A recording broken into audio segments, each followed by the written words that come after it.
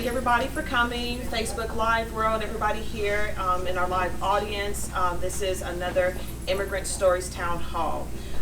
This particular town hall is extremely important because we are talking about immigration from a federal level with Phyllis Hatcher. She's running for Congress, District 10. I'll let you introduce yourself. We're also going to talk about immigration from a state level with Dr. Eves, and he's going to introduce himself as well. And a local level with Michelle Cooper. And we have our lovely guests here in the front, Reverend William Flippin, Rebecca, and Serge. So everybody's going to get a chance to introduce themselves, and Yahira. She's been with me for several town halls.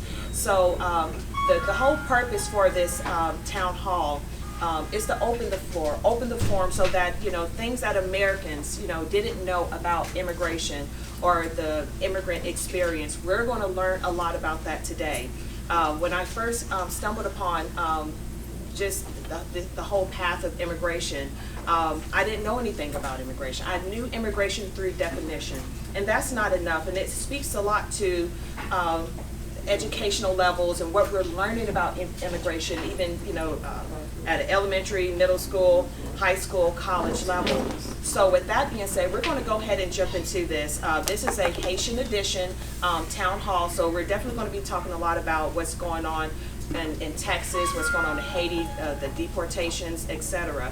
So with that being said, Ms. Phyllis, will you mind introducing yourself? Let everybody know who you are and what you're running for. Well, good evening, everyone. My name is Phyllis Hatcher, and I'm a candidate for the United States Representative Congress, which will cover District 10, but as of right now, it's 10, but sometime in November, it may be redistricted to another number. But thank you all for having me here. Absolutely. Dr. Eves? And I'm John Eves, and I'm running to be your next Secretary of State of Georgia. And I have a pretty extensive political and professional background. I'm the former chairman of Fulton County and served for 11 years. And I have served as a regional director of Peace Corps. I did that for 7 years, and that also included sending volunteers to Haiti. And currently I teach political science at Spelman College. But of all the things I'm very proud of, I'm also consider myself a part of the immigrant community. My grandfather immigrated from Jamaica, so I'm part of the Caribbean community. Awesome. Michelle? Good evening. I'm Michelle Cooper Kelly, and I currently serve on the Marietta City Council, and I have served on the City Council for 2 terms now, 8 years. I've also served 2 terms as Mayor Pro Tem, and I am running for mayor for the City of Marietta. I am delighted to be here today. I have served in a lot of capacities to really bring some equity and inclusion. I've been a commissioner with Marietta Housing Authority, and I also serve as second vice president for the Georgia Municipal Association, which is the group that advocates for all 537 cities in the state of Georgia. All right. Thank you for being here. Thank you for inviting me. My name is Serge. My background is in communications, and I worked with the former Prime Minister of Haiti as a consultant, and also as a contractor with the DOJ. I'm here, and I work with the Executive Office of Immigration Review. So I'm here to bring my experience and some of the stories I've heard, and ask you guys a couple questions as well. And if you have any questions for me as well, I'll be happy to answer them. My name is Rebecca Azor. I am a political journalist. I am a product of immigrants, Haitian background, and I'm glad to be invited here and honored to be a part of the conversation. I think this is very important. I know that we had an opportunity to just have a little chit chat, and I think that with what's going on with immigration, I would love to touch on that and talk about what I've been covering and just kind of spread that conversation wide and get people more aware of what's going on, and with you guys to learn more opportunities to spread the information to people who don't know. So, yes, my name is Reverend William Flippin Jr. I'm a faith leader, pastor, pastored in Atlanta, most recently Emmanuel Lutheran Church in the Cascade Corridor. I consider myself most closely an ecumenist. An ecumenist is one that tries to find the similarities in denominations and bridges those gaps through ultimately social statements. So I'm the co-chair for advocacy and public voice for the Lutheran World Federation, 75 million Lutherans worldwide. I have a lot of similarities with Commissioner Eves. We're both Morehouse graduates. He followed with religious studies at Yale, and I served in the Peace Corps. So I'm always interested in how faith leaders can engage in conversations, not only that, but to facilitate conversations that we're having now and not to make assumptions. And what's, I think the next step too, and I've been preaching this with COVID and trauma, is to deal with the trauma and not to feel those expectations of anxiety, and to be pastoral and practitioners and be sojourners in that. My name is Yahaira. I am a financial counselor, but my role here is to give you a first-hand account of what it's like to migrate from a different country to here as a child and how it looks as an adult. I'm here to educate everybody and as many people as I can so that the immigrants community's voice becomes bigger and louder so that we can make some changes. Absolutely. First, we just want to dive right in. We had a conversation yesterday. You're actually a journalist as well, correct? Tell us a little bit about your story and why you're so passionate about immigration and getting the word out, and that Americans need to hear these stories. Yeah. So me being a product of immigrants, I'm being first generation of 2 Haitian immigrants. Understanding and growing up Haitian in America is one thing, and then to know how your parents got here. How your parents got here and knowing their story. For a lot of people's immigration stories are different. And I say this because I focus on how Black immigrants in America are treated. And that's all across the board, right? If you ask a Black immigrant how their parents' experience was or how their experience was coming here, it will always be more difficult. The more brown you are as an immigrant, it's more difficult here in America to have the dealings to get your paperwork done, the treatments, all of that is different. My mother, she got here, which was fine. My uncle got here on a boat, and he was the survivor out of like 70 people. He was like 4. There were 4 that survived. My mother came here, she tried to go get her son. She was pregnant. She was only here for maybe a month. They put her in jail. They incarcerated her. My father, or in ICE, in that, the ICE area where they incarcerate you. My father stayed in front of there while she was pregnant the whole time for months. Because they kept her because she wanted to go get her son. And she talks about her struggles, even trying to get her paperwork and things like that. I know that me and you spoke, and you were saying how there's a lot of issues for people to get that access to knowledge of getting their paperwork or anything where they can get access to getting assistance. And that's something that I think a lot of politicians locally, on a local level, should add to their policies, because that will help a lot of people vote for you if you understand the immigrant policies, if you understand immigrant issues. And I think that's something that is missing a lot of times for when they're talking about the issues that they want to work with. That is something that is missing. And I covered this on my show, and I know that, and I have a political show that I do called Like It or Not with Benjamin Dixon, who is a political analyst. And I covered this on my show, and I talked about this. I said, I know that it's uncomfortable to have the conversation when it comes to immigration, but immigration, and the immigration issue is an American issue. And that's just where I'll leave it. But let me ask you this, sort of follow up to some of the things that you were saying. What would have been helpful to your parents during that time? What would have been helpful for them as far as the transitioning once they got here? What could have helped, in your opinion?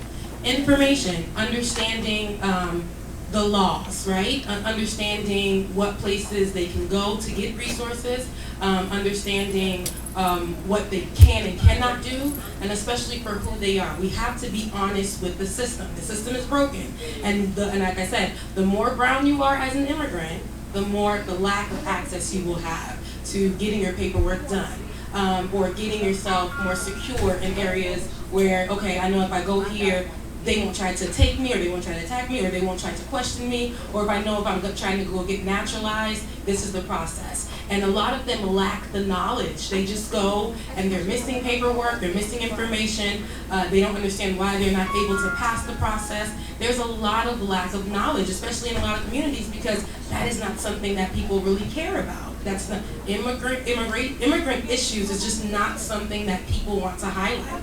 It's kind of dangerous territory. Let me ask you this, from your knowledge, is the immigration processes different from when your parents got here till now? No, I think that now it's still a bit similar because in areas like Atlanta, you don't see or hear much where resources can be found. I mean, you'll hear it here and there, but it's not something like where a lot of immigrants will come and say, oh, I know about this place. I know about this place. In larger areas where like a lot of Haitians are, like people know to go down to Miami. I was just speaking to Nia about this, and a lot of people go down to Miami because they know they can get their paperwork done. They know there's resources surrounding for Haitian Americans out there. But if you move a little bit north, there's nothing there for them because it's just not. And So there's a lot nothing centralized where there's just a central knowledge. Okay, you go here for this information, and they may send you here. None of that exists at the moment. And I see that here in Atlanta as well. There's not much, like it's not a big conversation where people are going to say, hey, you can go here. And yes, there are resources, but they're not making them like, it's just not something that people know about. Although Atlanta has many immigrants here, like we see a lot of African immigrants here.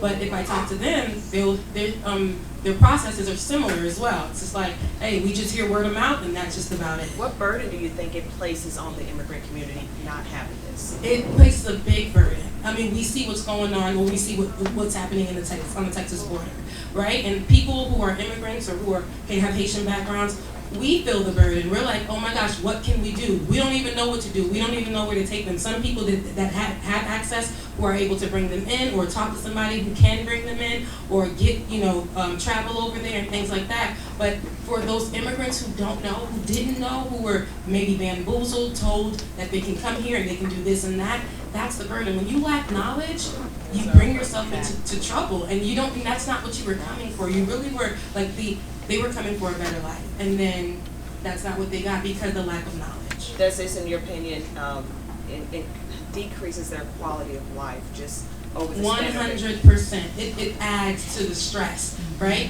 They were willing to do anything for a better life. Cross through, dangerous territories. Okay, this is something that we couldn't even imagine. I'm Haitian myself, but I was blessed, to not be raised that way. But I know I have family members who have tried and done a lot of different things to get here. But that literally adds more stress to them. They will try anything and only to get here and be treated as animals. What do you feel like the American knowledge is of immigration?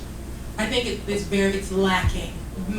Lacking. My co-host is a Black American, and he will say on the show, he's like, there are so many things that we don't know when it comes to immigration because the immigration issues on a political level, local level, state level, they're just not there. So, it's just something that we have to continue to push. And the people that we place in office, and I see you guys here say that you're running, the people that we place in office, we want to put the pressure on them. We want to let them know that this is something they need to add to the agenda because this is also something that is very important and it'll get you the votes, especially if you are authentic about it, about helping out immigrants and understanding their issues and helping them assimilate more the same way others are. I'm going to give Serge a chance. Explain a little bit about what you do and sort of your role in the immigration process as well in the stories. All right, so I work with the DOJ as a analytical linguist. So I travel a lot. I go to different courts, and I deal with a lot of people that have been through that journey before they get to the border, right? And to her point, to Rebecca's point, there's such a lack of information. When they get here, they think it's okay, it's gonna be an easy process, a transition, and it's just not, and they get incarcerated, I think it's very important to help people understand that there's a process to this, right? There are laws in place, and I just feel like there's not a push to get that knowledge out. There's not a push to emphasize on how important this is. America is a country of immigrants, really. We are all immigrants at some point, right? So just take a moment to think about that, because what would you do for your kids, as a parent? And if you're living in an environment where, and if you're living in an environment where it's not healthy for your kids, what would you do? Would you not go through hell to get to a better place? And that's what these people were living through these past few months before they got to the border. And even before that, when I'm dealing with Haitians that came from Chile, stories I've heard in Brazil, it's horrible, they're being mistreated, and that's why they come here, because they want to have a better chance at living a life that offers opportunities to their kids. It's not even about them. A lot of the time, it's about their kids and what they can do Do you for feel future like they're generations. being pushed out from their home countries because things are so bad, maybe the famine, political uprising? Absolutely. It's definitely that, right? I came here. I'm generation one. Like, my parents are in Haiti. I came here to live with my kids and my wife because it was just not a good environment for my kids. And I came because Haiti's just not a good environment. I couldn't raise my kids there because, first of all, there's a list, right? And I was well off. I had my own company. I was making a good, decent lifestyle. I had good stuff, but health-wise, hospitals, it's horrible. There's no hospitals really in Haiti. Social life, there's nothing to do. It's very dangerous security-wise. They're kidnapping people, killing people left and right. Politically, it's horrible. It's just, there's a list that goes on and on of why people would leave. But those are for people who are in a position where they can afford to leave in a certain way and afford to go through the process that America wants you to go through. Not everyone can afford that. So the people who are at the border right now, those are people that couldn't even eat. Exactly. Like, those are people that could not even change clothes on their kids' back. Like, it's really, really bad. And as Americans here, and I was talking to a coworker today about this, you don't think about stuff like this because you have it. You're okay, right? And once you hear that, it's kind of like, what? Does that really happen? And it does happen. And you have to hear those stories firsthand to understand that. And to Rebecca's point, it's the lack of knowledge, it's the lack of information. And I just feel like immigration is just not even important on the agenda. It's just like, immigration, whatever. Let's focus on bigger things. But to the core of this country is what really immigration is. Like, we are all immigrants. But let's talk about some real solutions. You guys can jump in at any time, if you have any questions. But let me talk about sort of some real solutions. So this is not just a platform where we're just going to issue out our complaints. We should do this better. There's lack of this, there's lack of that. There's actually a pathway. When I came upon immigration several years ago to help out someone with their paperwork, anybody in here, if you don't know how to do something, you go find a book. I couldn't find one. That didn't make any sense to me. And I felt like that was dangerous. So to make a long story short, because I want this to be about what, the stories that you guys share, I developed a curriculum. Number one, there is a license, and me and Dr. Eves has talked about this several times. There is a license with the Secretary of State to become a licensed consultant. But right now, the licensed consultants are trained through Google. There's no place for them to go. There's not even a book or a training manual to teach them how to do it.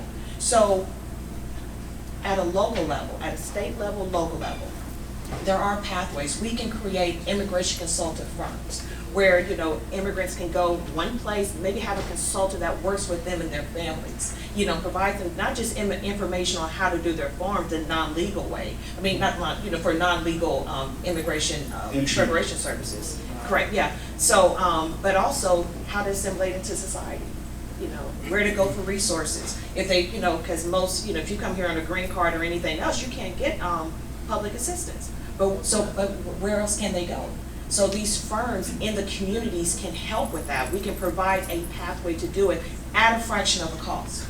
So what we're saying is those that cannot afford an attorney, you're on your own.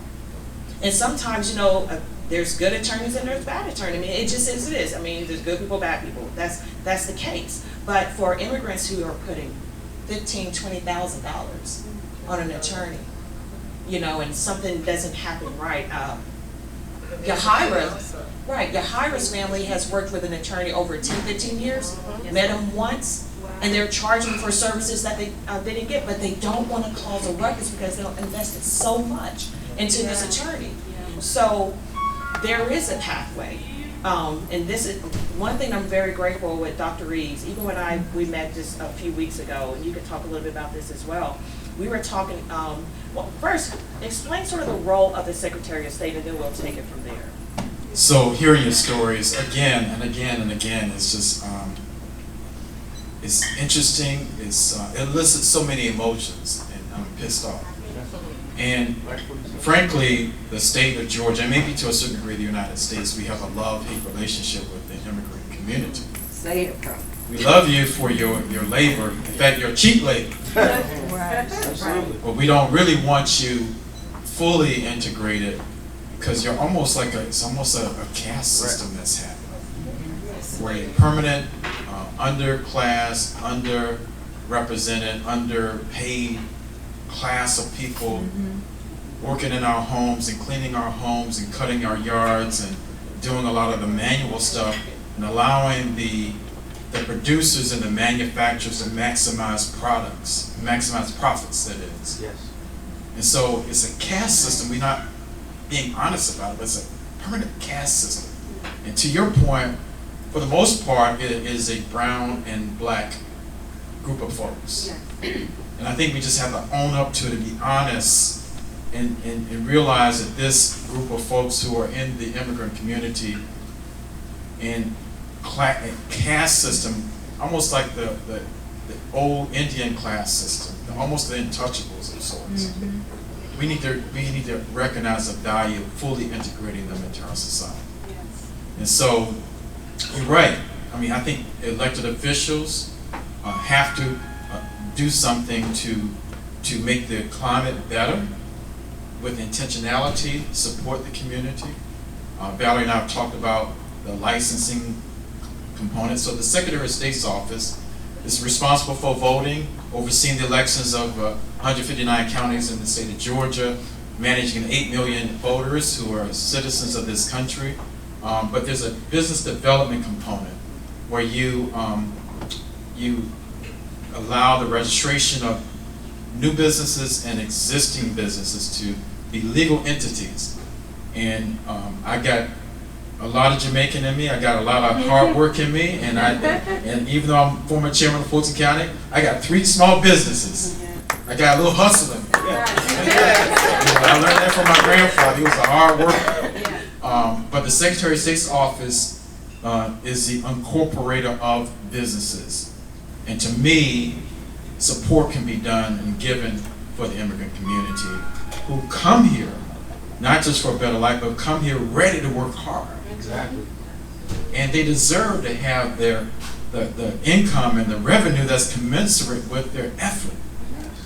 And this state benefits from it. And not to go into a sermon, Reverend Clifton, but 49% of this state is non-white.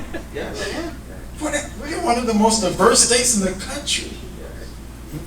This state benefits from the diversity of our population. We benefit economically. But we don't want the diversity to share in the economics of the state. We just want you to work. Not be the manufacturers, not be the producers, not be the executives. And I think that all of us, especially the immigrant community, should have a pathway to citizenship and the tools to be equal as citizens and participants and beneficiaries as everybody else. And the Secretary of State's office can be a conduit to help that. Well, let me ask you this. So when it comes to, we spoke briefly about and I want you guys to sort of chime in on this. The one thing that I did notice when I saw no educational platform for the immigrant community, for the immigration community, if there's no educational platform, there's no industry.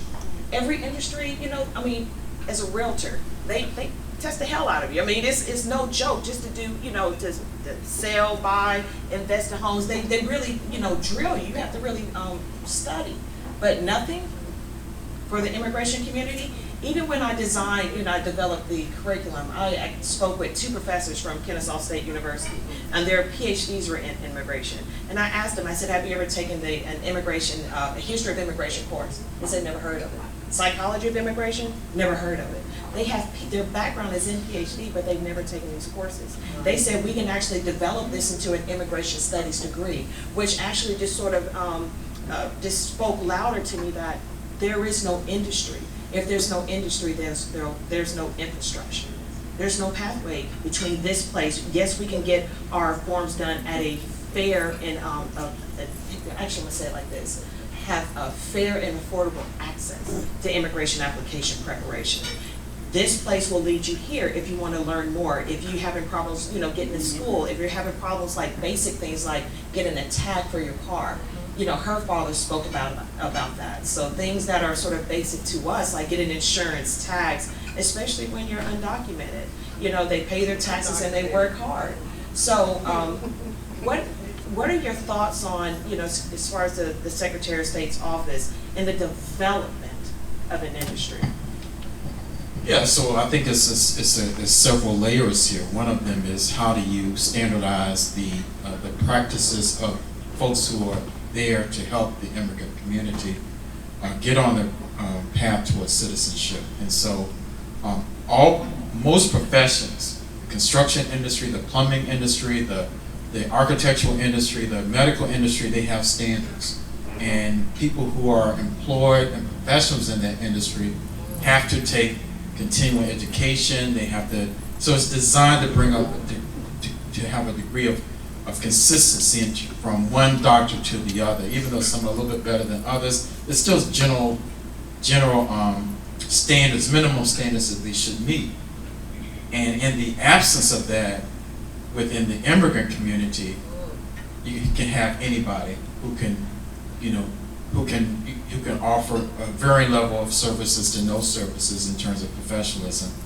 Then also on top of that, you're also susceptible to fraudulent type people who get in it who don't have any level of accountability.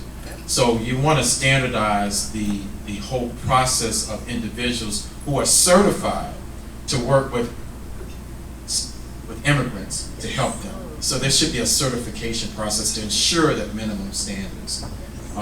So I think that's at the most basic level, we can provide support to the community. And also oversight.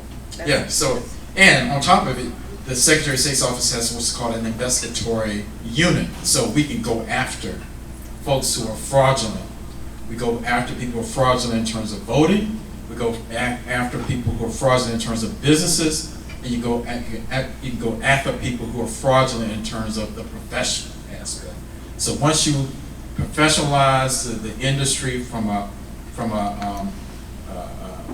service provider perspective, standards, licensing requirements, then if someone is not compliant and still doing it, you can go after that person. Absolutely. And so that's why it's important to really professionalize the industry. Let me pivot really quickly to Phyllis Hatcher. She's running for Congress. So, and you guys can chime in about what in the world is going on in Texas. Where are we when it comes to immigration reform on a federal level? Where do, in your opinion, where do you think they're going? What are they doing right? What are they doing wrong? I couldn't wait to get this mic. I really couldn't. There we go. I kept hearing words like immigrants. I kept hearing words like they. And when I think about, I am an ordained pastor of the gospel also. And I wear a lot of different hats. And sometimes I just don't tell other people that, the hats that I wear. But when I think about when people say immigrants, I think about that this land is your land. Yes. This land is my land. Yes. This land belongs to God, Yes. for one thing for sure. And I know that we don't mix politics with church, but sometimes we have to mix politics with church.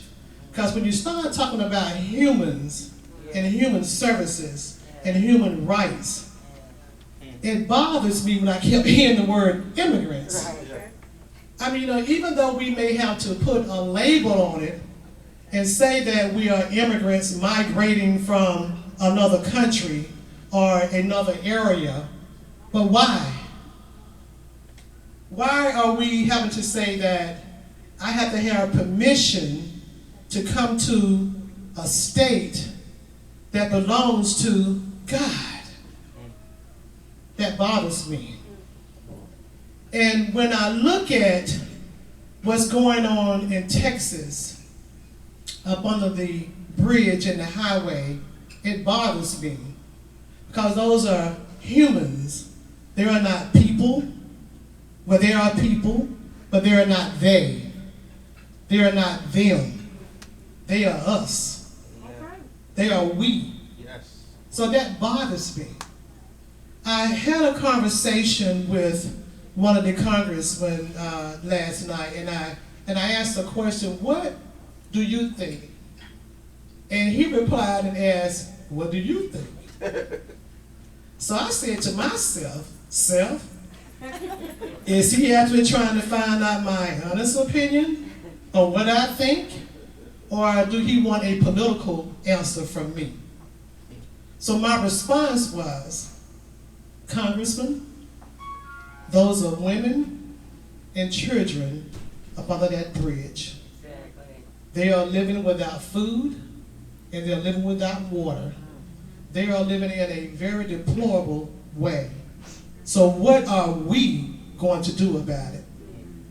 He takes back and he said, wow, that was a great answer. And then he gave me his political stance on the answer. He said, well, you know that we had this terrible president, Trump. I said, yeah, of course, you know. I'm reading his emotions and his message. We had this terrible president, Trump, that came out and reinstituted Title 42 that was put back in the 1800s sometime. But then he brought it back up again to actually use it to stop people from coming across the border. So I replied back when he said coming across the border. So my mind also went again, why do they have to have permission to come to a land of freedom?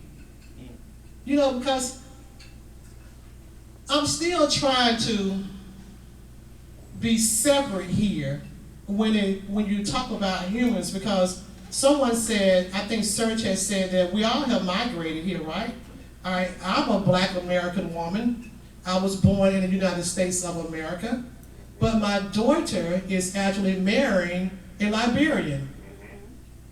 So when Val started talking to me about immigration, I said to her, you know what, that thing's kind of like hitting home. Because you know, at one time, long time ago, they would say that you could marry an American person and become a citizen of the United States if you stayed married for 5 years or more. So now they're trying to, you know, take that law out of the way. Exactly. And so my daughter's fiance and family has been here over 25 years now. Julius was actually born in Liberia, came here at the age of 10, and so now he's 26. Still, his parents do not have citizenship. And when Val and I started talking about it, I immediately called Julia's mother and I asked what was the problem. And she said that we have applied and applied and applied. But then there's a $10,000 fee that they have to pay in order to become United States citizens. Now what can Washington D.C. do about that? I say that Washington D.C. can do a lot about that. Because first of all, when I am elected as Congress, That's right, when? I didn't say if I will be elected as Congress. When I am elected as Congress, we only have 7 of us, I believe, right now in Washington. And so, from the state of Georgia. So, of course, we are outnumbered, right? I think there's a total of 16. So we are outnumbered, so there's only so much that we can do on a political area. But we have had voices in Washington like John Lewis, and then we have Maxine Waters. You all know all the voices that we have had in Washington. But my voice would be to actually speak out and start asking questions like, why do we have to have immigrants? I don't get that. Do y'all get it? I mean, we get it because the society put that in our head, so we have the understanding, but when you break it down like that, it's something that, how can we fathom that? Exactly. In a place where it don't even belong to the people that say it belong to. Exactly. So that's my point. So my voice would be in Washington, to say, even though we may have this label now, but my voice would be let's get rid of all this label stuff. Yes. Because I have a big mouth. I love it. And I don't shy away from things real easily, especially things that I'm passionate about. And I'm passionate about people not being able to be served as humans. That's right. I have a problem with that. Yeah. I have done food pantries all across the state of Georgia. Never been hungry a day in my life. Yeah. But when I see people that can't have the basis of life, like food, That's right. toilet tissue, That's right. soap, That's deodorant, right. That's right. those are basic things of life. And then you're talking about when you say immigrants don't have it, and then when John talks about we're using immigrants, see, when you kept saying it, that thing kept bothering me. I just kept twitching in my doggone seat. And it's like, these are people. Right. But we use people for our benefits in the United States of America. Yeah. That has to stop. Yeah. At first it started with, I don't want to be ignorant here, but at first it started with Mexicans. Right, right. We were using Mexican labels, laborers for our benefit. They come here, and we pay them dollars, Pennies on a dollar. pennies on a dollar. But these are people that are really trying to bring their families to a place where they say land of the free, Yes. to be able to have the basic stuff in life. Y'all, we got to stop it. I mean, we have to. Even though the state of Georgia made the laws, and like you all said, you don't see a lot of laws about, I don't even want to use the word. But anyway, we don't have a lot of laws on the books for that. But we, as candidates, we need to start paying more attention. We talk about transportation, talk about jobs, we talk about equal rights, talk about all these other things. You go to our website, all of these other things are on the website. We talk about Black Lives Matter, all of these other things.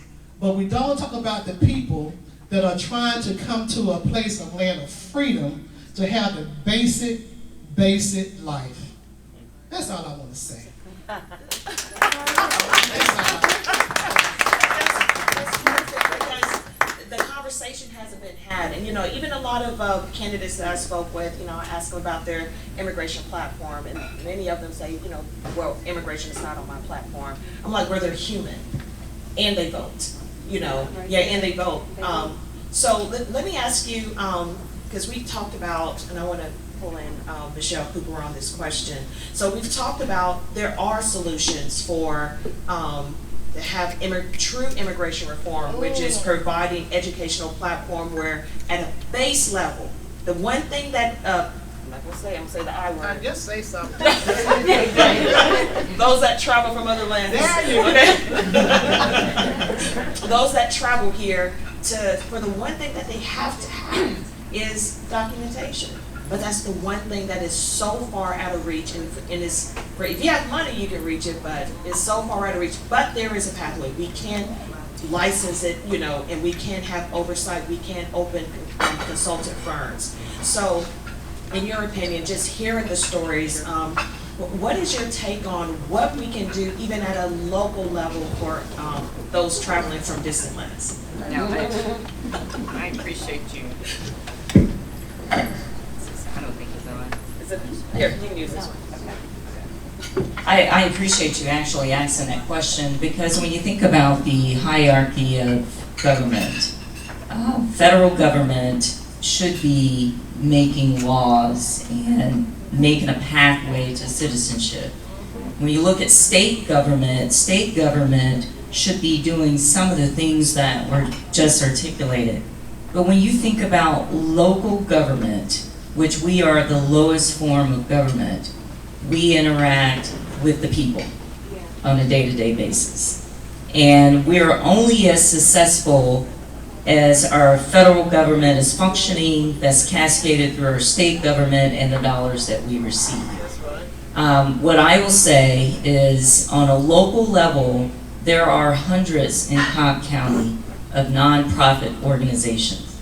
If you were to look at Cobb Collaborative, there are organizations that address mental health services, rental assistance, education, every and anything that we have found in our community that has a need.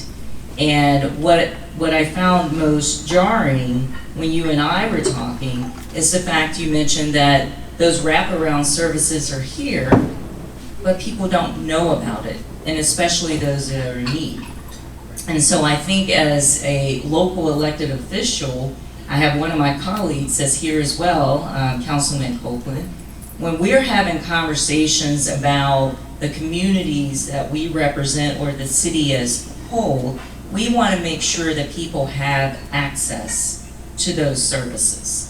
I think this town hall meeting form is excellent, but what I would also challenge those that are first generation, second, third, and fourth, is if you're not in front of us demanding of elected officials, and I'm speaking on the local level, then those issues are not rising to a level of importance. That's right.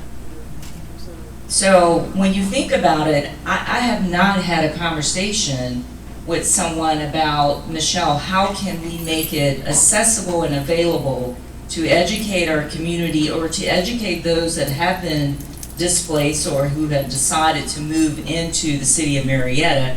How can we provide a repository for them to know who to go to, who's their contact, and what's a safe haven? And I would say in our school systems, we don't turn children away. So that is probably the safest haven. I serve on the high school governance team, and I've been PTA president about most of the schools in the city of Marietta. And what I have found is that we're not only servicing the children in the city of Marietta, but we're also servicing their parents. At the high school, we have a pantry, and we allow those families to come in. We're not asking for their documentation or their paperwork, but we're allowing them to come in and not only get food out of the pantry, but also to use, we have washing facilities so that they can wash clothes. So that is a full service facility that's been offered in the city of Marietta school system. The Marietta school system right now is 40% Latino, Latina, 40% African American, and 20% other, including white. So we know the struggles that are in our community. And we recognize that because of the kids that we're educating. And you're not just educating the kids, you are really helping the entire family. So what I would encourage, you and I have had some conversation, but I would encourage everyone else, make those issues important. Be in front of us, most important, educating us on the fact that people don't know what to do. And when we were talking earlier, and I said, well, there's a lot of attorneys in town who's always looking to do pro bono work. And so, we talked about some that are bad or some that, are crooked or, whatever. But it's a matter of education, highlighting the needs, making sure that us elected officials do have that as an agenda item. But if you're not in our council meetings or the routine meetings that we have making this an issue, then it's going to be overlooked. Let me pose this question to you because I spoke with someone yesterday and I asked, because this question sat in the back of my mind for, can you guys hear? Is this on here? Oh, okay. So the question that I had in the back of my head for all these years, because I know how we are, Black Americans when it comes to civil rights. If we feel like our civil rights has been impeded on, we're going to burn the city down. We're going to stand, we're going to protest. But in my head, I was always wondering, well, why aren't immigrants, standing up? And so I asked someone, I posed this question to them, and their answers was, we were trained not to do that in our country. You don't cause problems. And so when I think about, certain countries, go ahead. Hello. Yeah, go ahead. To piggyback off of what you said, it's not so much that, yes, we were taught in our countries not to stand up against the power. You know, you can't speak against the power. You get kidnapped, you disappear, you get shot, you get killed, whatever. You get incarcerated for long periods of time with no foreseeable date of freedom. Exactly. So yes, that is part of it. But coming here, Right. then you're here and you are being persecuted because you are undocumented. Exactly. So it's not so much that we won't stand up. We would love to. Yeah, Right. great. Right. But then if I say something, now I have a target on my back. Exactly. Now my family has a target on their back. Exactly. Now it's harder for my family to move around and live a semi-normal life Right. because we have this target on our back. Exactly. We walk around as illegal immigrants. We walk around thinking that we have to be perfect. Exactly. Raise your hand, anybody here who is perfect. No. Nobody, you know, and I'll go as far as, you know, using the Bible for that. That, you know, Jesus said, the one that is sinless, go ahead and cast the first stone. But we have no choice. Right. We have to be perfect. We can't ruffle any feathers. Right. We can't stand up and say, hey, we need help. Go to the city council. We can't meeting. say, hey, Miss Congresswoman. We can't say, hey, Secretary of State. We can't say, hey, Marietta, Right. come listen to us. We Right. can't do that. We don't have that freedom. Right. Because, exactly, we have no voice. We have to live in the shadows. Right. Well, what did We- you? You know what? That is absolutely true because we just got our voice. There you exactly. And I said this. 1960, Exactly. that's right. And I said this before too. This is an American history. This is American history. This is a cycle, a very ugly cycle that America goes through every so often. Exactly. We did it with the Irish, right? Chinese. We did it with the Chinese. The Yes. Jews, We've done it with the the Jews. blacks. We've done it with the blacks. We've done it with the Native Americans. Yes. Yes. We've done it with the Italians. Right. And now it's the Hispanics' turn. And the Haitians' turn. And the people that travel from afar. There you go. and it's our turn. And it just so happens that we're living it now. But this issue is not so much that we don't want the resources or that we don't want to ask for help, is that we can't. Exactly. Because we get targeted. Okay, so let me pose a question back to you.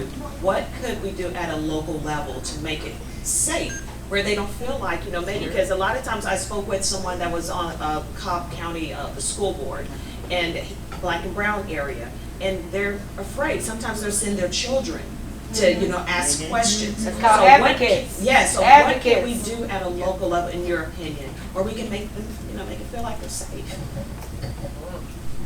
So a couple of things. I think that, first of all, we're having a conversation, right?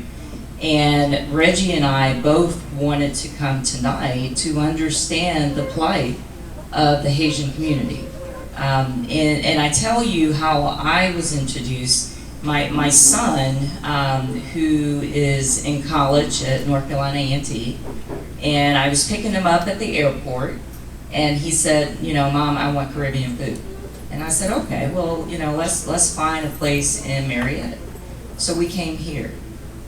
And when my son came in, I was actually sitting in the car, and he started having a conversation about the city of Marietta, asking questions. And Osei, yeah, was in here, and he said, have your mama come in, let's talk. So I came in, and, you know, we had a conversation. I had a lot of questions. This was right after the assassination of the president in Haiti, and I wanted to be educated. And so he said, you know, there's a huge Haitian community that's here in Cobb County, which I wasn't aware of. And he said, and we have educational forums, we have meetings. He said, our message we're trying to get out, we're trying to educate people on our needs. And I said, well, I would like to learn more. So my colleague and I said, you know, we want to come because we want to be informed and educated. I do think it is important, and I agree, we as Black Americans have always, you know, had to stand out and shout and be loud and demand what we want. And I realize the plight of being fearful of repercussions. But we do have generations that are here now who have assimilated into the American culture. And I think that we need to put expectations on them to be our voice. Because once you educate us, and I'm learning a lot tonight, that really transcends how I look at services that are being provided, because we have the services. And we're an entitlement city, so we get millions of federal dollars every year under the Community Development Block Grant funding that helps underrepresented community and people. Housing assistance, rental assistance, food assistance. It helps those needs that are out there. And so one of the things that I will now be thinking about, because I have been introduced to the plight of perhaps someone arrives, what do they do? Who's the first person they call? You know, especially a kid that's traveling alone. You know, where do they go? And so do we have a community location that's centrally located, or do we have a person in the middle of the night that we can say, call this person and they will guide you through it? But right now, I would say we don't, or at least I'm not aware of it, right? No, So there's no one that's honestly like the point of contact. Somebody knows somebody that knows somebody that knows somebody. It's nothing really professional, it's nothing consistent, you know, in this particular area, I will say. Now, somebody that knows somebody that knows somebody that knows somebody, that may work, but that may not work for everyone. Because if you don't have that person that you connect, it's not going to work out with you. Another thing, because I had this epiphany today, because I've been covering this story all week. And I know that I used to always say, and I know that some Haitians used to reach out to me from Haiti and like send me voice notes on Facebook and say, hey, you're my voice. Hey, you're my voice. Even here. And then I'm like, dang, it's so crazy because I'm their voice, but I'm not experiencing what they are experiencing. So it's, I want more of our political leaders to be more educated, for us who are here in the Haitian community to understand and learn more as well, so that we will not be their voice, but to pass the mic and allow them to have their voice. Because it's not like they do not have a voice or they don't understand their own plight. Sometimes we're not even able to translate it well. But we feel like, okay, let me just do this for you. For a lot of us immigrants had to do that, or not other immigrants, products of immigrants, or even immigrants who were learning English for their parents. We had to be the ones to do their paperwork at 5 years old. We had to be the ones to translate, and then be told, when you get to school, don't you speak Creole. Don't you speak another language, because you don't want them to put you in Esau or accuse you of not being able to learn or understand because you are a product of immigrants or an immigrant. So I do want to kind of change the narrative there, and I don't want to be the voice anymore. I want to pass the mic and give them an opportunity, but we need them to know where those resources are, where their voice matters. Okay, I'm sorry, go ahead. I can't talk loud enough. She actually made a good point. When the funds come from the federal government to the state and to your community, we all know that we have food pantries set up. We all know that we have clothes closets, you know, all these things that we have set up. And it would be a great idea, just like you stated, that if the community, the local city, would be able to put a place, since we have to do it anyway. Right. You know, like since, you know, we're not considered all to be people. But so since we have to put these things in place, it would be a great idea to actually put something like that in place. Right. Where there would be a person actually hired as a counselor or someone to have all the information that is required and that is needed to help someone get their citizenship.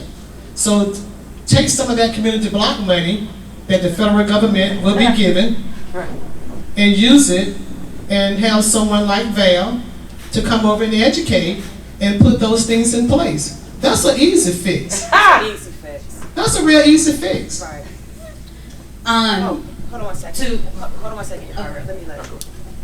well, this is a hot topic because everybody wants to talk. Oh yeah, go ahead. So what I was gonna say to, you know, to support your point, and your point, in the federal level, we need the laws to change. Yes. Because for a lot of people migrating here legally, whether you're trying to migrate here from another country, meaning you're in that country and you're looking for information on how to do it legally, or whether you traveled here, airplane, you skip the border, whatever the case may be. Overstayed your visa. Right, you overstay your visa, which is the majority of how There you immigrants go, get here. thank you. We do And they're not skip the European, border. and We they're are not European. jumping the river. We're not walking across the border. We're actually flying here legally. Yes. We just overstay our welcome.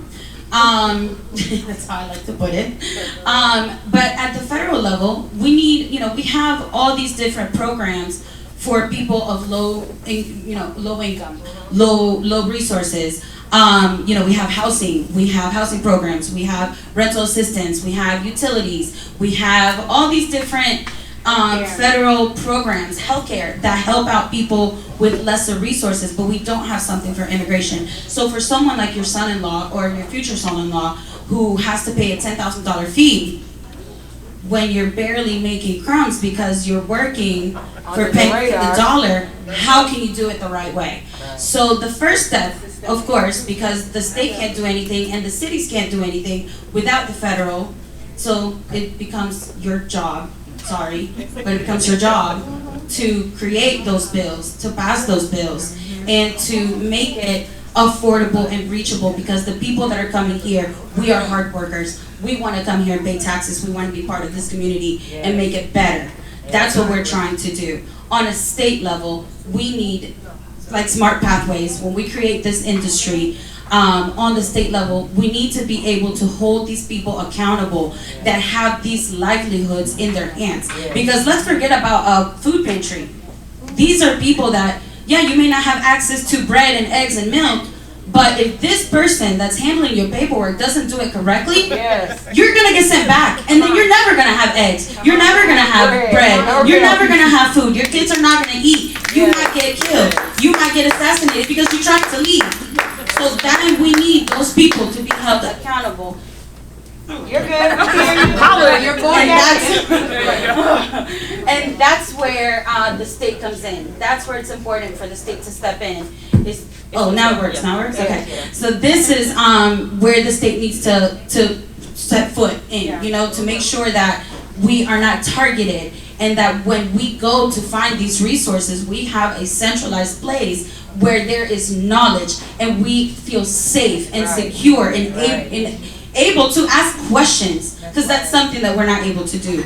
On a local level, these places need to be around, and just like you said, yes, these places, the same consultant firms that we would open to help out the immigrants with their paperwork, they would also have resources of what you can do, who you can talk to, where those pro bono lawyers are, because a lot of our cases may need lawyers.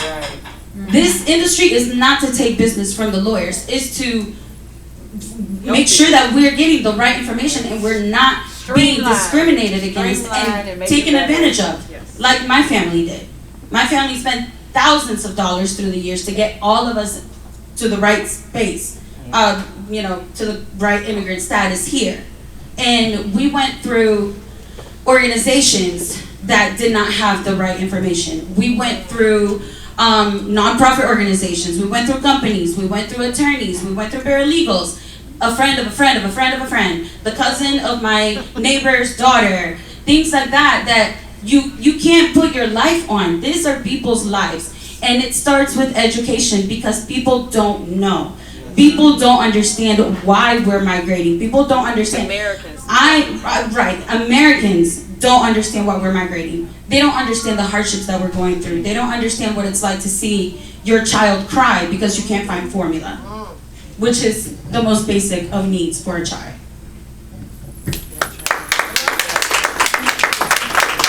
So, Councilwoman Cheryl Kelly said something that may have kind of gone over our heads, and I don't mean this in an intelligence way. If I heard you correctly, you said 40% Black, 40% Latino. Yeah. It's a school system of Marietta City. So Marietta City has its own. The city of Marietta is very unique because we have our own school system. So there's 6 cities in Cobb County. Exactly. And all the other 5 cities make up the Cobb County School District. But the city of Marietta, we have our own single high school, there are 7 elementary schools, there's a middle school. We've got 2,600 kids at the Marietta High School. It looks like a college campus. We put a lot of money into it. But I would venture to say that it is probably one of the most diverse schools that's in our state.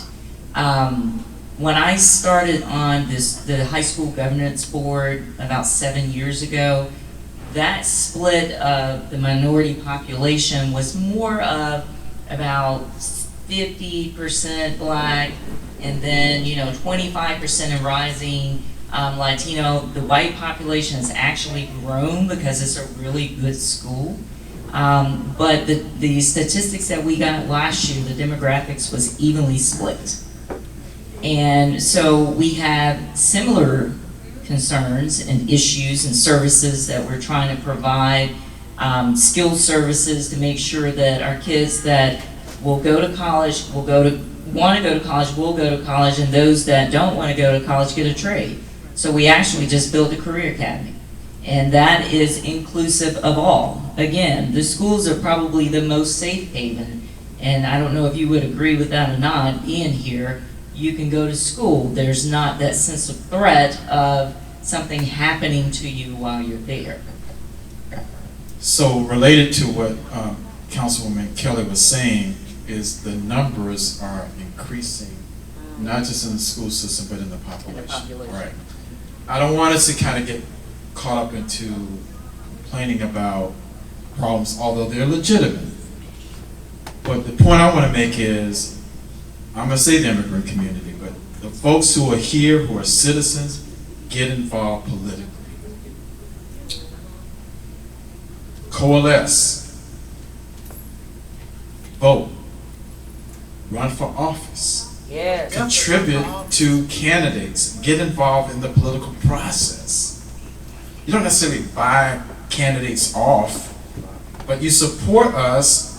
You tell us what your agenda is, and we adopt that as part of our platform, and then when we get in office, we become your champion. But you can't, and I'm not preaching to you, don't misinterpret what I'm saying, and the passion I'm exhibiting, but you gotta get involved. You gotta vote. You have to get involved in the political process. You have to understand the political process, and you gotta run for office. Even if you don't win, put your issues out. The way things work here is if you don't put your issues out there, you don't make the noise, you won't be heard. And so you got to do it. Yeah. And so I don't want,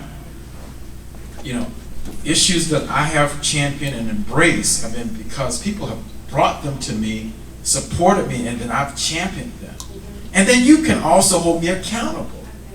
If I'm running for office, I'm going to adopt this platform. I get in office, and 6 months into office, Secretary Johnny's, what you said you're going to do, you didn't do it, you hold me accountable. And so I think that I'm not trying to I don't want to exaggerate, but there is a reality in political engagement. It can translate to something, and you can't feel that you're powerless, that you have to nothing can be done, because something can be done. You just have to get involved in the process. And I totally agree 100%, right? On both ends. And I'll say this.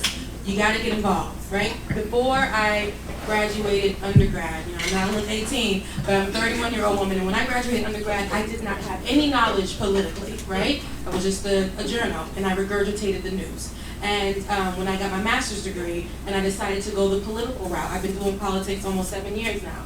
I had to learn my local politics. I had to learn who was running. I had to get to know what issues they stand on, instead of just saying, oh, another black person, all right, oh, I see another Jamaican person, oh, they from an HBCU, FAMU. That doesn't work anymore. That doesn't work, because what we see is a lot of times when we just go off of that, we put the person in office and none of our issues are important anymore. They're not highlighted anymore. And so what I do, I know that we all have a duty. We all have a duty to do our part. As a product of immigrants, as a Haitian American, people see me and they may not know I'm Haitian. I got the Black American issue, right? Where what we see, and this is where I coincide both issues, like especially right now.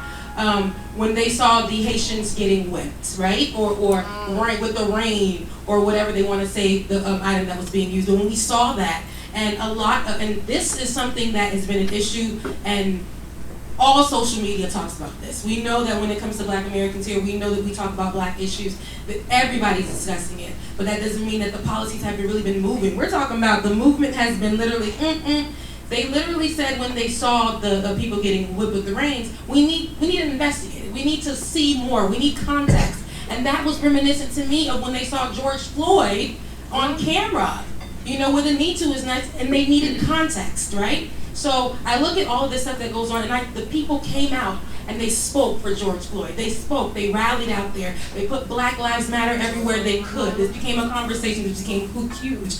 But we still struggle to even get accountability for that situation. So even with the immigrants, it's almost frustrating. When we see it every day, it is frustrating. Even when I work in politics, sometimes I feel like I'm screaming to the sky. So I can't really imagine those immigrants that come here, and I know they fill voices, and I understand that to your point too. I understand that it's like, goodness, I want to get involved. I want so bad to get involved, but sometimes this really becomes systemic. We have people that say, and they run off of these policies and say, hey, we saw what Joe Biden said when he sat down. He said, hey, we're going to do this for Haitians, we're going to do this, we're going to do this. Turns around, and a lot of the things that were said that were going to be done weren't done. So a lot of them are let down, and they feel like, hey, I'm not going to vote anymore. And it disappears because immigration is not even that big of an issue here. So it's frustrating on both ends. And this is where you come in, where you say it's almost like we need to enlighten ourselves. We need to keep the power going. We need to keep moving forward. It is hard, okay? It is hard. There are some days where I'm like, Tuesday and Wednesday ain't gonna work for me, but I'm gonna pick it back up on Thursday, Friday, Saturday, bring it back up on Sunday, and do the show on Monday. It's hard sometimes, but it is a struggle on both ends. And I know for the people who are immigrants, it's a struggle because it's systemic. It's very, very systemic. And right now we don't see, we're discouraged because we don't see things really moving forward. Here in Marietta, there are a lot. I've never seen so many Haitians until I came to the area of Marietta. I go to Walmart and I'm like, oh, am I in Florida? Because they're speaking Creole in here. And that's when I noticed, wow, there's a large group of people. So it is our job to educate you guys, and for you guys to educate yourselves, and for us to educate ourselves. Because if we do that, and I think that we can grow more and get things. I'm going to let you respond, and then I'm going to bring in Reverend. Okay. Yeah, and actually I have something to say about that as well. So one thing that I do want to press upon is that when you vote for people who are champion positions that you are passionate about, or you're angry about, or you want to just see change, when you vote, you get like-minded people who are going to make those changes. Okay, so Marietta, the city of Marietta, was established in 1834. That's 187 years. And not until, Reggie, the 70s, did they have an African American who served on city council. And that was done through a lawsuit. I was the first Black female to be elected in the city of Marietta in 2013. Wow. So your vote counts. And you can't say that it ever doesn't. Because when you don't vote, that's when you're overlooked, you're underheard, and your agendas are not being pressed forward. So the more you exercise your vote and do vet people, it's not just good enough to say they look like me, I'm going to vote for them, because they may not be like-minded on the issues that you're passionate about. I would also say that I find that our churches are a safe haven, because you're usually the first line of defense when someone has an issue. They're going to go to the clergy. They're going to go for some advice or for help. We're the first line of defense when it comes to services, because we're the lowest level of government.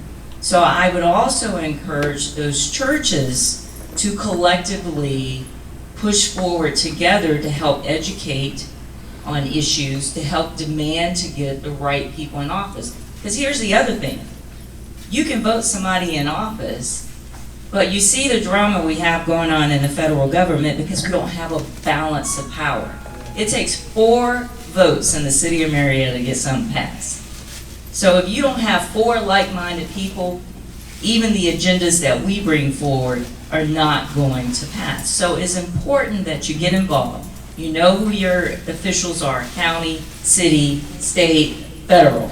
You hold them accountable. You have conversations. I've had more coffees here as of late because I told people, don't vote for me because I look like you. Vote for me because you believe in my platform. Let's say something before you go to council right quick. All right. I just want to just say something for what you had said earlier, that you said that your community is fearful when they speak out, and they have a target on their back when they move forward. Now, we as Black American, we had to speak out to have some of the rights that we say we got now. Still fighting. Okay? We had a leader. We had MLK to actually take black people through the process, because the right to vote, and we was told that if we spoke out, we would get whipped. The KKK would burn our churches. They locked our black men up. They whipped our women and our children. But we had to speak out. So don't be afraid to be that person to speak out. Now, we here, of course we want your vote, okay, because we are political people, but be that person to carry your process and your thought. Don't depend on me to be the voice for you. That's right. Because I may not know, and I have not experienced any of what you are experiencing. And with you, you have that radio show, you be the champion. You all join together, and you all lead your people to a place where you want to be. That's right. We want your vote, but don't depend on us. Be that person. Do it yourself for your friend, for your mother, or whoever else that's in your community. You be that person. You lead. Yes. And you get to Washington and say, you know what? I'm going to bring in my people. That's right. So you be that person. Don't wait on nobody else. That's right. Don't do that. That's right. Thank you, Phyllis. Thank you, Phyllis. Starting them off.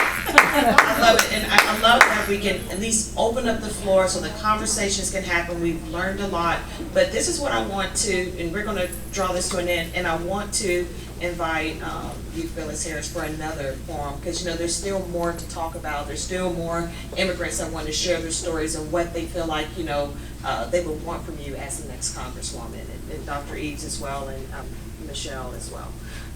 What I want to bring it to Reverend William. So let's talk about the heart. So understanding the struggles at a sort of the immigrant level. So we're going to use that word for a moment. So as you hear the stories, and you've done work with the immigrant community before as well, what do you see and feel, and what can the interfaith community do to help support the community? I've done speeches for particularly the Latino community, but overall, I believe that faith leaders, we haven't done a great job, because it's not an issue. You're right. Y'all haven't. No, we haven't. We haven't. Y'all haven't. I've taken pictures, photo ops, and done speeches for the Latino community with immigration issues. But I think it's not at the forefront of our issues. But I do believe. Why you believe it's not so? Because sometimes immigrant is looked at as the other. Yes. And even within the churches, you have, as I think George Barner says, that you have natives and immigrants. And there's no accident that the 10 families who came on the Mayflower run the country. You have immigrants and natives. So it's an issue that we look at as mercy as the other, take photo ops to the border, but really is not a pressing issue. But I do believe that if we look at it based on the stories that we're familiar with the Bible of transition, and related it to that, to curriculum and learning, the Israelites traveling, of travel and migrants and those things, then we'll be able to make those connections. Another thing too that happens, I think, is that Martin Luther King Jr. says that it comes a time, this is my favorite quote he's ever said, that that we just don't fling a coin to the beggar, but we confront the edifice that produces beggars. So in the church, we like to fling a coin to the immigrant. We like to fling a coin to those and say we've done our part. But we have to confront and hear those stories of that. And then I want to critique the United States a little bit with Haiti. The reason why the Haitian community, in my opinion, if you look at the history, it was Toussaint Louverture in 1802 that was rebellious. So our history of our country counters what rebellion is about. We want to show those who are good boys, good people and stuff. But Toussaint Louverture stands at the point of what our country don't want to be. A black man, a man of color, rebelled against the country. So we have to have that same type of protest, and the church can lead it, and I believe they still can lead it, or be partners with it as we move forward. Let me, actually, goodness, I had a question. So for you, as far as the heart part, so what do you believe the interfaith community can do, just at a grassroots level, to help support the immigrant community? Well, first of all, we have to listen to their stories. They're not assume. Listen to their stories. How do we do that? We create town halls. We create times where, notwithstanding to COVID, where we have authentic food trucks. So we continue to have these conversations, and then we implement policy. This is what we have to grow at.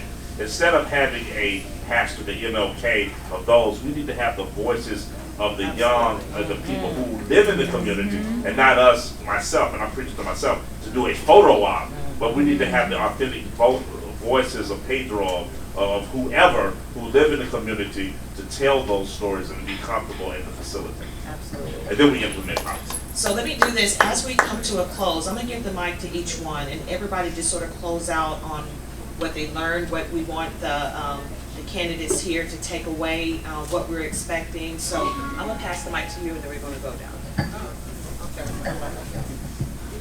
Then I just thank you for giving us the opportunity to learn a little bit more about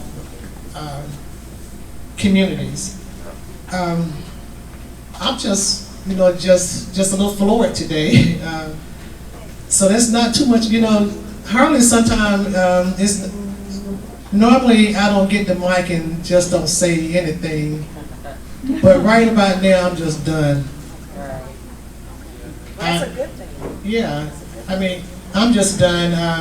I'm glad to have met these ladies and heard your stories.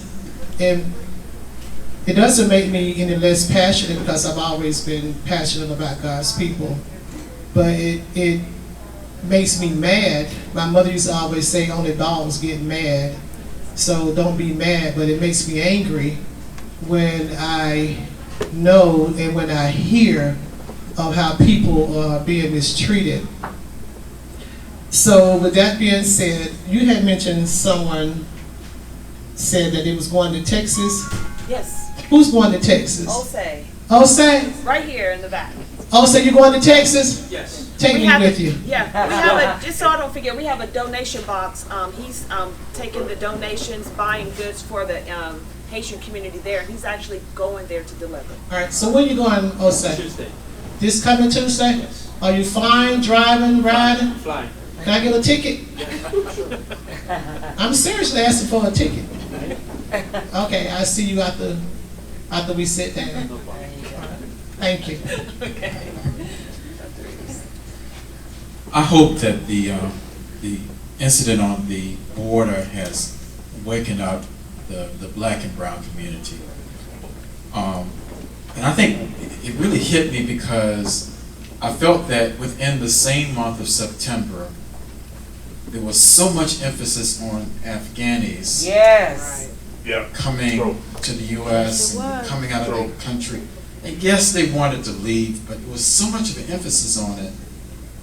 And how can this country be so enthralled with this, and then all of a sudden you have people who happen to be dark-skinned come to the southern border and elicit an opposite response, not either at the least a nonchalant response, and at the worst a vitriol response within the same month. And it just it really exposed the hypocrisy of the immigration industry, issue along the color perspective. When it's black, when it's darker. And I think that should shame folks who didn't see the hypocrisy in it, and it should fire up people who saw it. Yeah. And I think that Absolutely. what we as black and brown communities should do all that we can to be at the table. Yeah.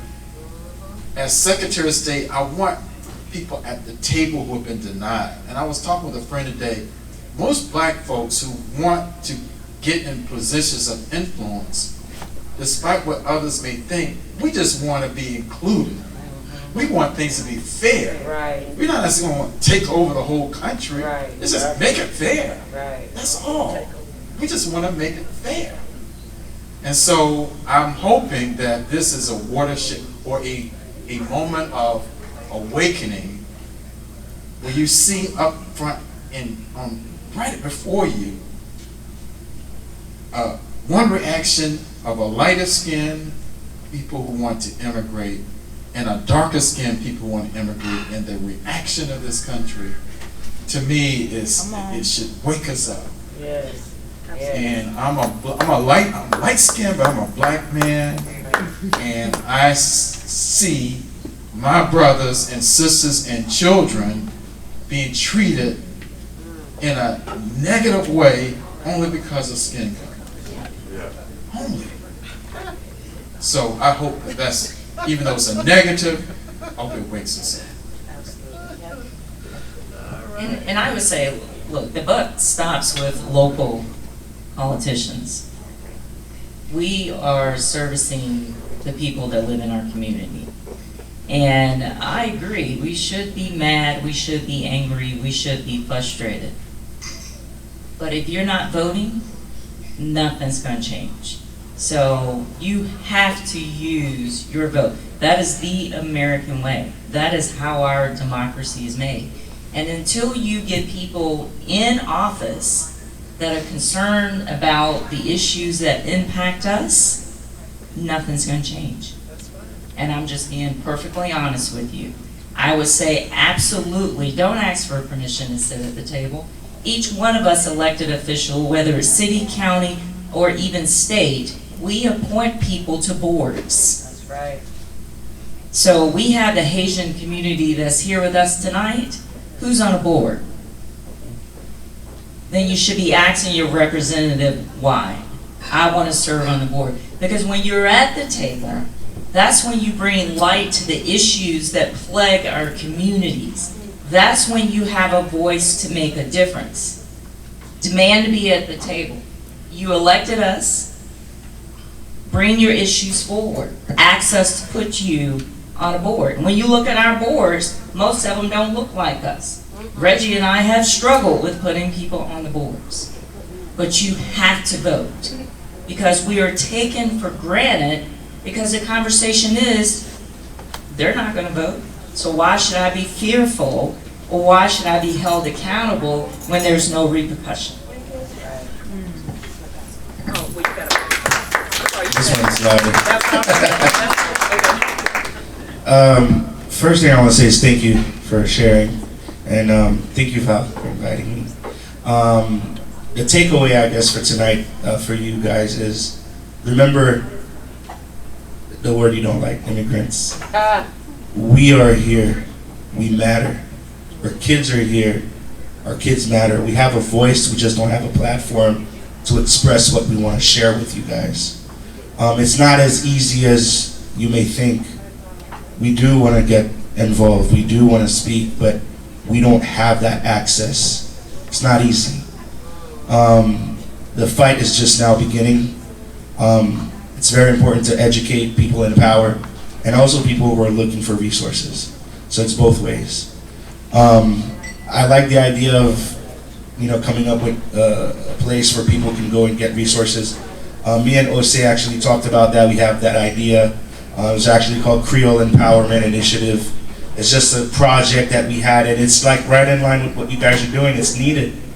People like me and my wife, when we came to the States, if it wasn't for friends or family members that told us, here, do this, do that, we would just be lost. And a lot of people are going through that. And right now with the crisis in Texas, a lot of people are lost. And you guys can help because you're the ones with the power and with the voice. That's the takeaway for me. Thank you, Steve. Hey, I like this one better. You know, there's a lot to take away. And I love that because I speak to a lot of representatives on my show.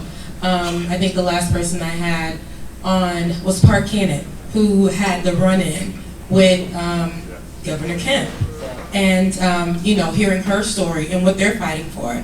And here, you know, like I said, Black American, me. Haitian American, me. So here we are taking the plight at every corner. I mean, it's stressful.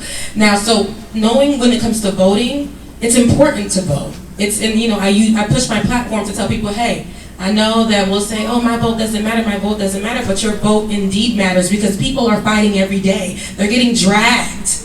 The representatives are getting dragged because they're fighting for your vote. And then I also had the conversation with her. I'm like, you know, what are you doing to, you know, highlight things for immigrants? And she had the conversation. She's like, you know, I do what I can. I'll get a representative who understands to teach me so that I can go out and canvass in those particular areas that are centralized where these immigrants are.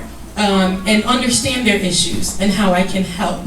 And that's the thing, we have to push and hold whoever that we know is running accountable. Push the issues to them, help them to understand. And then there's me, and like you were saying, we can't depend on y'all, but we can hold y'all accountable. Also, for us, when I have these platforms, you know, that's why I use them. And some people say sometimes I'm a little bit passionate. No, it's because these issues, because I'm a Black woman, because I'm a Black American, because I'm a Haitian American, when I sit here and I see these and I remember those times where I didn't have the knowledge, I didn't understand, my voice was voiceless. And now somebody passed me the mic, somebody gave me the opportunity to have the conversation, and now I am enlightening people, I'm helping them understand, I'm helping push, you know, millennials to the place where, hey, get up and go vote. Hey, this is an issue. Hey, you see how they doing Black immigrants?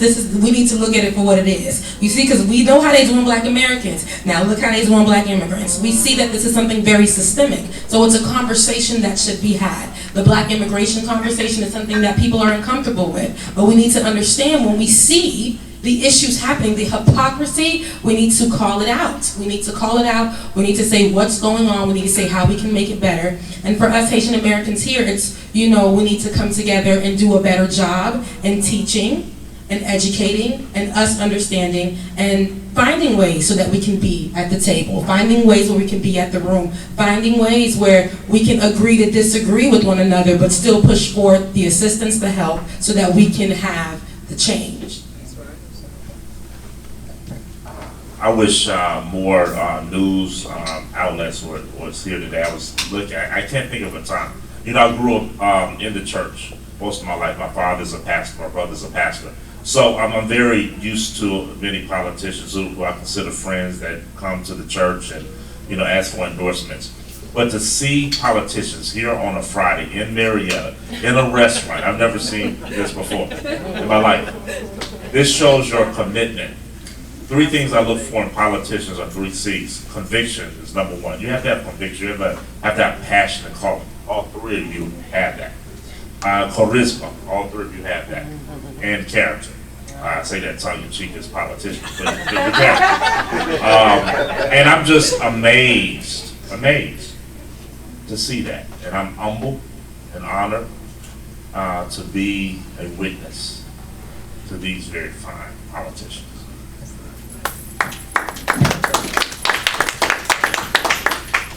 First, I want to thank you all for being here. It is so important. I see every level of government here, and I see the future and what the future can be for immigrants. So I definitely want to show my gratitude for hearing my story. I said this a couple town halls ago. I said, when you are living in the shadows and you feel like your voice isn't heard, and the only way for your voice to be heard is to be able to share your story, and people like you that are making policies, people that have our futures in their hands. When you guys listen, our voices become louder. And thank you for allowing my voice to get louder for my community. Awesome. Awesome. Awesome. You know where I'm always one of those. Let me bring this in for those that are, because those that are here that are immigrants or have a immigrant story or background, this is actually for those Americans that are in the room that don't have an immigrant background. When I first came upon this, I was terrified by what I did not see.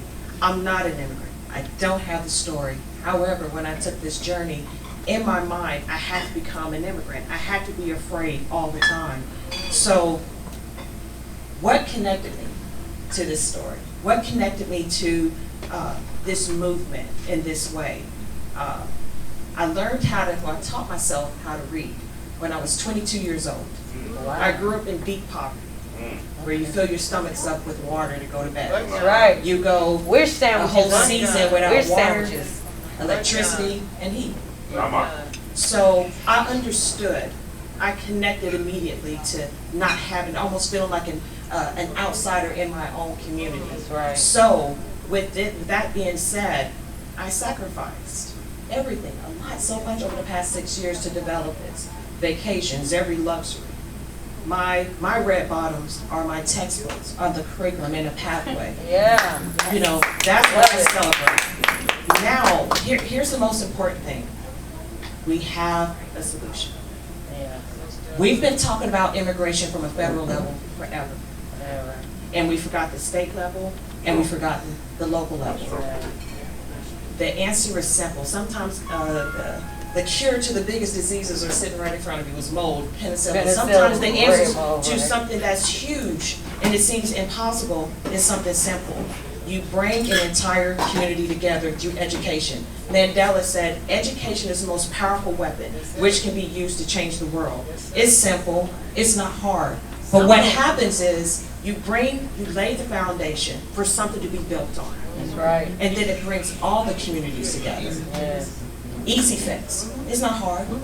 It's right. It takes you as a congresswoman, you as a secretary of state, it takes you as the mayor. You know, I'm so thankful for you guys being here and to hear the stories. There's a solution. So we're not talking about the problems anymore. And now we can actually start talking about how to implement it. That's right. And make it a fact so that those that are afraid don't have to be afraid. Those that are hungry don't have to be hungry anymore. You know, I've gone hungry. I understand starvation. And not being hungry is a different thing. I was hungry earlier today. Right. Starvation is some other thing, because we talked about the starving children up under the bridge. Yes. I relate to being starved. I relate to living with rats. Yeah. I relate to being, people don't like me to use this term, but I was dumb. That's how I saw myself. The score I got on the SAT was for getting my name right. I knew there was something wrong with the way that I learned. Now I have a neuroscience background. There you I go. had to teach myself. My daughter just scored the score of the LSAT to go to any Ivy school, but my point is, in a short amount of time, a lot of things can be done.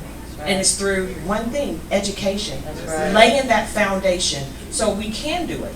So let's with the help of Dr. Reeves, let's create an industry. Yes. Let's create an industry. Let's create places where, you know, immigrants can come in and ask the question. Maybe they don't have to send their children in for them, but it'd be safe. You know, let's create policies at a state level so that if someone is sexually molested, they can call the police. Exactly. Let's start there. Let's protect them at that level. Right now, there is no level of policy at a state level That's right. that protects immigrants. That's right. There should be a fair and affordable policy for immigrants to get their applications done. There should be a policy that protects the child that just got raped, so that molester doesn't go all throughout the community. So let's have the conversation. It takes more than one. I have to connect with every single one of you and everybody out here who wants to connect. Thank you, Tanisha. She's an attorney running for a Cobb County Superior Court judge. Thank you for coming as well. Jose, thank you for opening up your restaurant to us. He's very passionate. Again, please reach him and put into the information box because he is going to Texas. He is a part of the solution. We all have to be part of the solution. Just because immigration is not a part of our story, you can't unlearn this. So now all you guys that are Americans are trapped. You can't unlearn it. There is something that we can do. Ask the question, if there's someone that's an immigrant that lives with you, that works with you, that is family, ask them about their story. You'll be amazed. I've heard stories from people that's had to hop over hacked bodies in certain African countries. Her family that came here that lived in fear for years, 15 years. I've heard a story from a guy from Iran whose father was tortured. And he had to come here on asylum. He saw his father, the last time he saw him was at 17 years old, traveling on the bus after heart surgery to Turkey to get him out safe. That's the last time he saw his father until 12 years later. So when you talk about real American heroes, what would we give to have that card to say that we're American? Not seeing your family? Not coming to a country where you don't even speak the language? Having to figure it out on your own in a system like this, that where you can't go and get proper documentation at an affordable price? Right. Where there's no system. It's impossible. So it's like you make the brick and you go get the straw too. It's the same thing. And you're going to work these low slave wages. Right. Those things can be changed, but the education has to be laid first. So for those that actually want to work with me, I can't tell the story the way you can. I cannot tell the story the way you can. I have my story and how I connect, but I need more voices. Yeah. Thankfully, I spoke with Dr. East. He was probably one of the first that I spoke with, and he came immediately. He even came on a non-town hall just to speak with the families, to hear it for himself. That means something. Right. I've had politicians that come to me and they were like, well, that's not a part of my platform. I'm like, but they're still human. Right. And they still vote. Right. And so there is a process, there is a way. You don't have to be an immigrant to be a part of this solution. If you want to change humanity, where people that come here absolutely terrified and afraid, there is a way we can create it right here. So thank everybody for coming. We're going to have more. Thank you so much, you guys, for your time. It means a lot. Now that you're informed and you're able to hear, let's talk about it more. Not just talk about it, let's talk about how we can implement something and develop something. So.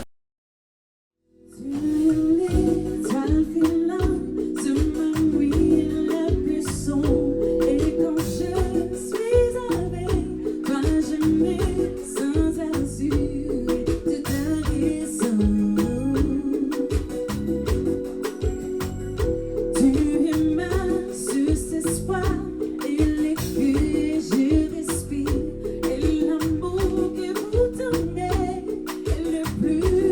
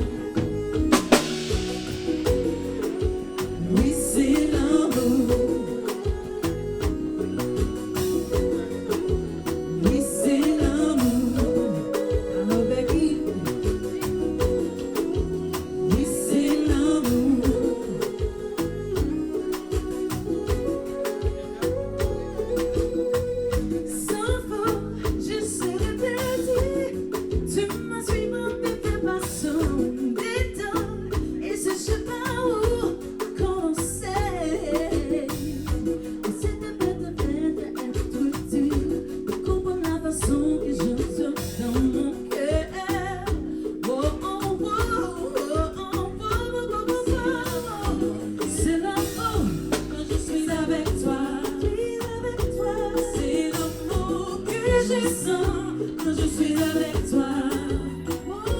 C'est l'amour que je sens quand je suis avec toi. C'est l'amour que je sens quand je suis avec toi. Oui, c'est l'amour. Oui, c'est l'amour. C'est l'amour, c'est l'amour. Oui, c'est l'amour. Oui, c'est l'amour. Hey, oui, c'est l'amour. C'est l'amour, yeah.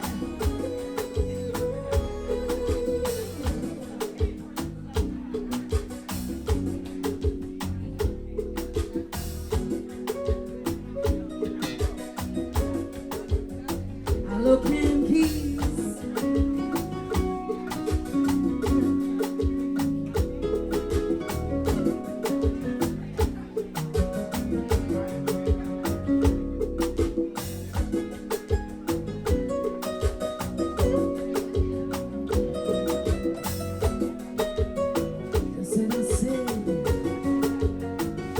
This is the sounds of Copa. 127 million music.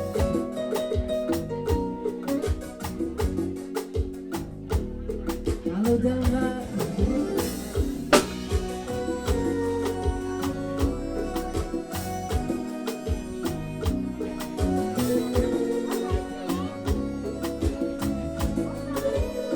C'est ça, oui.